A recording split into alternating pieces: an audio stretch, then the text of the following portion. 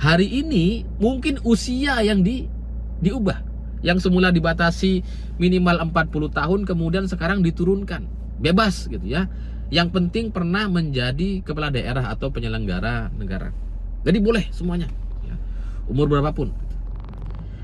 Sekarang mungkin cuma batas usia itu yang diubah-ubah gitu. Ke depan bisa jadi gitu ya. Besar kemungkinan undang-undang yang lain juga bisa diubah. Misalkan seperti batas usia, batas jabatan presiden yang sebelumnya cuma 2 periode, sekarang itu bisa aja diubah menjadi 3 periode, 4 periode, atau berapapun terserah gitu ya.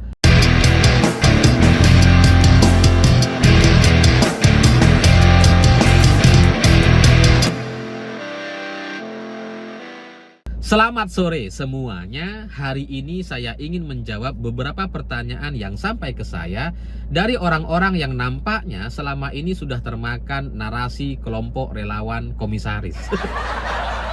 Ya karena relawan itu kan ada beberapa macamnya gitu ya. Ada relawan yang memang jadi menteri, ada relawan yang jadi komisaris, ada juga relawan yang nggak dapat apa-apa, yang sudah pemilihan ya udah bubar gitu kan.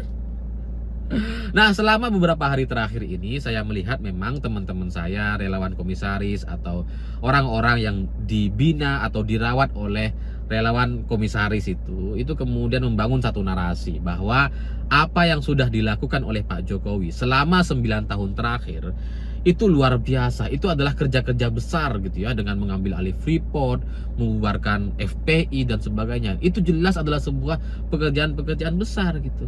Jadi kalau kemudian sekarang Pak Jokowi diserang oleh orang-orang, para pendukungnya sendiri, oleh relawan-relawannya sendiri, itu nggak sesuai katanya. Kasihan gitu. Relawan-relawan itu kan yang ngapain selama 9 tahun terakhir ini, itu nggak sebanding dengan kerja-kerja besar yang sudah dilakukan oleh Pak Jokowi gitu. Kasihan keluarga Pak Jokowi kalau kemudian diserang-serang seperti ini. Kasihan loh. Pak Jokowi ini sudah kerja benar loh. Sudah kerja keras loh untuk Indonesia. Kenapa kemudian sekarang disalah-salahkan? Ya, narasi-narasi seperti ini sebenarnya mudah sekali untuk dipatahkan gitu. Cuma mereka ini nggak paham soal permasalahan gitu, karena ya memang yang membangun narasi ini adalah kelompok relawan komisaris gitu. Sehingga sesalah-salah apapun yang dilakukan oleh Pak Jokowi dengan mahkamah keluarga, intervensi Pratikno untuk segera mengumumkan Prabowo Gibran gitu ya, itu tetap aja dibela. Bahkan sampai ada beberapa orang relawan yang kemudian bilang bahwa ya apa salahnya dinasti? Apa salahnya dinasti? Lawang sejak dulu kita jelas menolak dinasti. Lah kok sekarang ditanya apa salahnya? Gimana sih? Jadi apa yang dilakukan oleh kelompok relawan komisaris ini nampaknya memang sudah mempengaruhi banyak orang, dan ini menurut saya harus dijelaskan gitu. Karena bagi saya ini bukan soal hak gitu. Gibran mau ngapain sebagai warga negara Indonesia silahkan. Dia mau jadi apapun silahkan. Semua orang punya hak itu gitu. Hak sebagai warga negara Indonesia. Tapi dengan cara dia, dengan cara keluarga Pak Jokowi memainkan kekuatannya untuk sampai mengubah undang-undang di mahkamah keluarga, ini jelas adalah sebuah kesalahan fatal yang tidak termaafkan. Apalagi banyak Hakim MK atau mantan ketua Hakim MK mengatakan bahwa MK tidak berwenang untuk memutuskan itu, karena itu di luar batas kewajaran yang bisa dilakukan oleh MK. Karena yang dilakukan oleh MK hari ini itu bukan membatalkan atau menerima, tapi menambahkan unsur baru dalam undang-undang pemilu. Yang seharusnya capres-cawapres itu usia 40 tahun gitu ya. Kemudian MK menambahkan boleh di bawah 40 tahun asal pernah menjadi kepala daerah. Ini nggak boleh nih. Seharusnya MK nggak boleh melakukan itu gitu. Karena kalau undang-undang ini mau diubah atau direvisi atau ditambahkan syarat-syarat baru, ya lewat DPR lah. Dan undang-undang itu adalah sebuah produk yang dibuat dengan proses dan tahapan yang sangat panjang. Ada persetujuan DPR dan pemerintah di sana.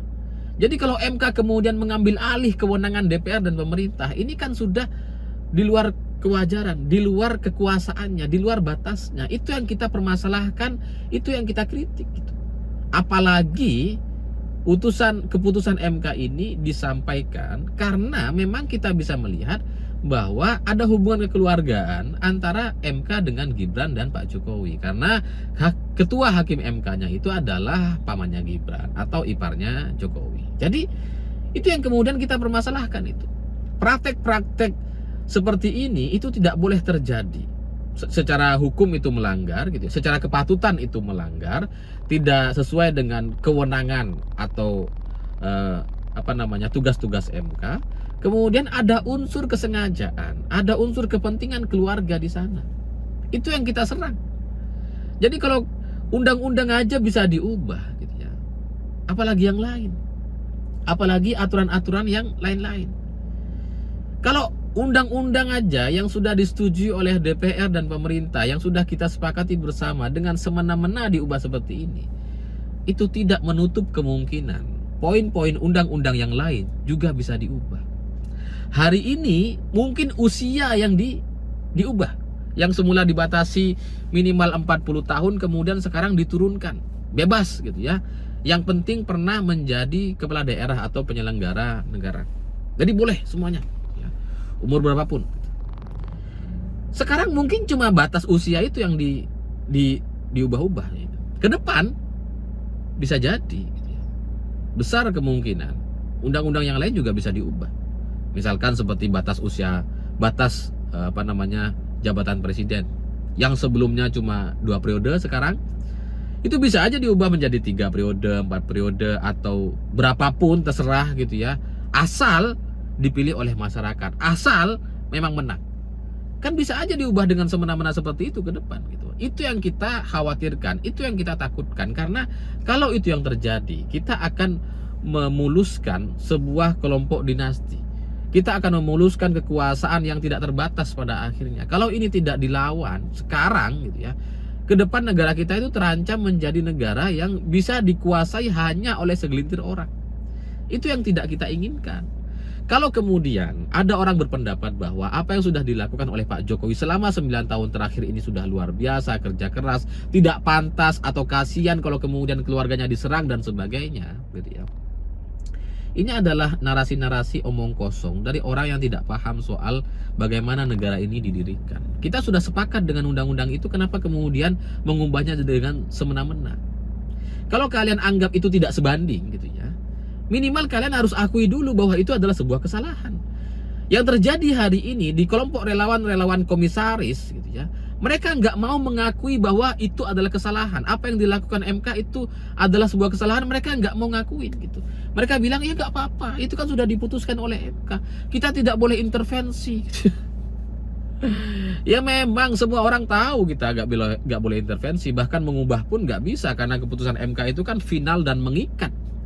Udah setara kitab suci, udah nggak boleh diganggu-gugat. Tapi kan kalau kita ngelihat sesuatu yang salah seperti ini, masa iya kita diem gitu? Kalau kalian bilang itu nggak sebanding dan Pak Jokowi kasihan, keluarganya Pak Jokowi kasihan kalau diserang dan sebagainya, saya punya satu contoh gitu.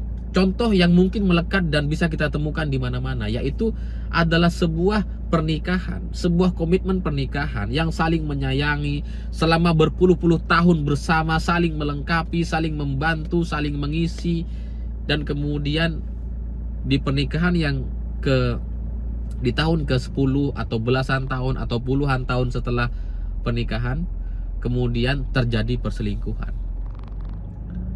Apakah kemudian orang yang diselingkuhi akan diam melihat perselingkuhan yang dilakukan semena-mena dan bahkan ditunjukkan di hadapan banyak orang? Apakah kita akan diam? Saya enggak gitu. Untuk pengkhianatan dan perselingkuhan politik yang dilakukan oleh keluarga Jokowi, ini adalah sebuah penghinaan yang luar biasa untuk kita semua, para pendukungnya, untuk semua masyarakat Indonesia. Persis seperti perselingkuhan. Orang menikah itu kan selama puluhan tahun saling mengisi, melakukan banyak kerja-kerja besar, melakukan banyak kerjasama dan saling bermanfaat satu sama lain. Tapi ketika terjadi perselingkuhan, apakah kemudian kita akan dukung dan persilahkan? Apakah kita akan dukung dan melihat, menonton saja dan menganggap bahwa gak apa-apa semua itu terjadi? Karena apa? Karena selama puluhan tahun terakhir, karena 9 tahun terakhir Pak Jokowi sudah melakukan banyak hal. Saya kelompok orang atau tipe yang tidak bisa menerima itu, tidak bisa menerima pengkhianatan dan perselingkuhan itu. Kalau ada orang yang berkhianat dan melakukan perselingkuhan secara terbuka di depan mata kita, jelas pilihannya adalah melawan dan menghentikan. Itu yang kami lakukan, itu yang dilakukan oleh banyak relawan Jokowi hari ini. Kita ingin sebuah ketegasan. Apakah Pak Jokowi mau melanjutkan pengkhianatan atau perselingkuhan politik ini? Atau mengakui dan menyadari bahwa ini adalah sebuah kesalahan dan memperbaiki semuanya? Itu yang kita pertanyakan hari ini. Itu yang kita suarakan, itu yang kita pertanyakan. Makanya kita kritik dengan sangat keras, kita serang dengan sangat keras. Supaya apa? Ya supaya Pak Jokowi sadar gitu. Ini banyak relawannya, para pendukungnya protes. Sama seperti perselingkuhan. Kita ingin tunjukkan bahwa kita nggak terima dengan itu. Kita tidak bisa mendukung perselingkuhan itu. Ya kalau ada yang mau mendukung ya silahkan. Mungkin ya yang mendukung juga selingkuh dan sebagainya, nggak tahu lah kita gitu. Tapi untuk orang normal, untuk orang-orang yang waras gitu ya, kita menolak itu. Gak ada satupun rasanya manusia di bumi ini yang kemudian melihat perselingkuhan dan bisa menerimanya, bahkan mendukung dan mendorongnya untuk terus dilakukan. Gak bisa. Gak ada orang waras yang bisa melakukan itu. Dan kami orang-orang waras. Nah kalau relawan-relawan komisaris itu gak waras, ya silahkan aja. Jangan bikin narasi-narasi yang kemudian menyalah-nyalahkan kami. Kami hanya menuntut komitmen dan sikap Pak Jokowi atas apa yang terjadi hari ini. Bahwa perselingkuhan politik, bahwa pengkhianatan yang dilakukan oleh Gibran, oleh Mahkamah Keluarga itu jelas adalah sebuah kesalahan. Dan beliau sebagai Presiden Indonesia harus memutuskan. Harus ada sikap dong. Kalau kemudian membiarkan, bahkan katanya ya kita mendoakan dan merestui, itu kan artinya ya mendoakan dan merestui pengkhianatan atau perselingkuhan. Itu adalah sesuatu yang tidak bisa kita terima. Apa yang dilakukan oleh Pak Jokowi selama 9 tahun terakhir, iya benar adalah sebuah pekerjaan-pekerjaan besar. Sama seperti orang-orang yang menikah gitu. Mereka juga melakukan pekerjaan-pekerjaan besar kok. Tapi ketika sampai kepada perselingkuhan, itu sama sekali tidak bisa kita maafkan dan tidak bisa kita dukung atau persilahkan. Kita akan meminta keputusan yang sangat jelas. Kalau enggak, ya selesai. Kita tidak bisa nerima itu. Jadi ya semoga narasi ini menjawab dari narasi-narasi para relawan-relawan komisaris gitu ya. Pesan saya cuma satu, percayalah.